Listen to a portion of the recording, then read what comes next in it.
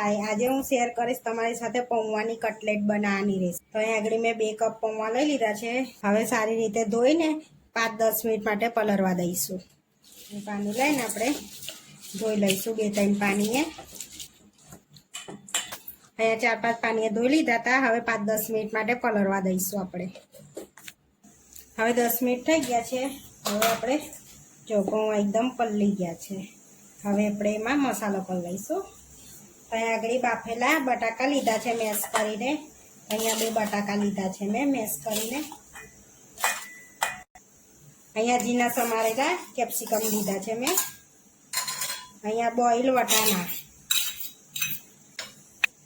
હવે અહીંયા આગળ ઝીણા સમારેલા ગાજરની જગ્યા પર મેં ટામેટા લીધા છે। ગાજર પતી ગયા હતા એટલા માટે।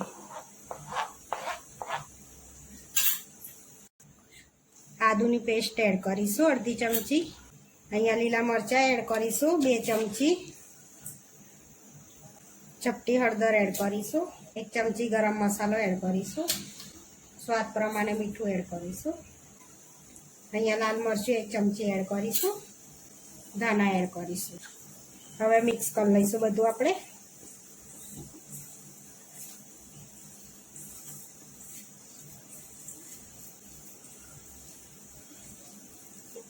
અહીંયા સારી રીતે મિક્સ થઈ ગયું છે આપણે। હવે કટલેટનો શેપ આપી દઈશું। તમે શેપ આપી શકો છો। અહીંયા મેં ગોલ શેપ આપીશ। અહીંયા આપણે કટલેટનો શેપ આપી દઈશું।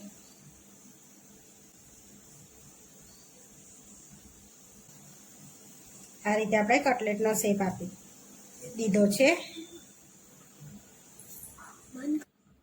આપણે આ રીતે બધી કટલેટ વાળી લીધી છે। હવે આપણે તરી લઈશું। 2 ચમચી આપણે કોર્નફ્લોર લઈશું। થોડું મીઠું એડ કરીશું એમાં। અડધી ચમચી ચીલી ફ્લેક્સ। હવે થોડું પાણી એડ કરી એને લઈશું આપણે। આ રીતે સ્લરી જેવું બનાવી દીધું છે। હવે બ્રેડ ક્રમ્બ લઈ લઈશું। અહીંયા બ્રેડ ક્રમ્બ લઈ લીધા છે। હવે આપણે સ્લરીમાં ડીપ કરી લઈશું આ રીતે અને બ્રેડ ક્રમ્બમાં ડીપ કરીશું।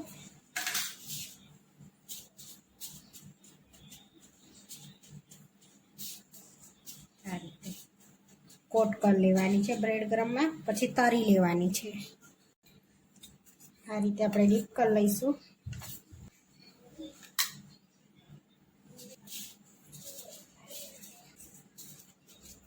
હવે અહીંયા તેલ ગરમ કરવા મૂકી દીધું હતું। હવે તરી લઈશું આપણે।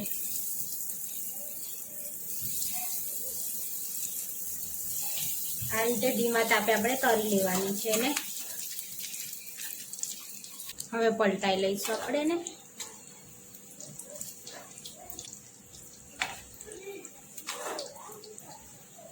હવે કાઢી લઈશું પ્લેટમાં આપણે।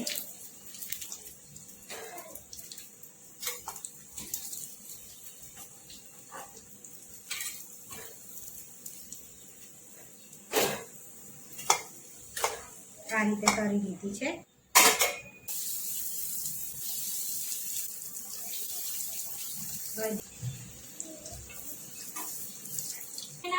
હવે આપણી આ બી તરાઈ ગઈ છે, કાઢી લઈશું। આ રીતે આપણે બીજી બી તરી લઈશું।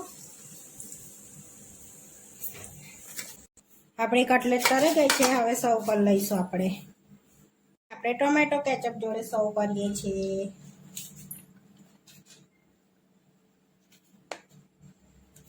હવે પૌવા ટિક્કી લઈ લઈશું આપણે। ટોમેટો કેચઅપ જોડે સર્વ કરી દીધી। અહીંયા પૌવા ટિક્કી બનીને રેડી થઈ ગઈ છે। આવા વિડીયો જોવા માટે મારી ચેનલને સબસ્ક્રાઈબ કરો, લાઈક કરો, શેર કરો। તમે જરૂરથી ટ્રાય કરો। ફરી મળીશું નવા વિડીયોમાં।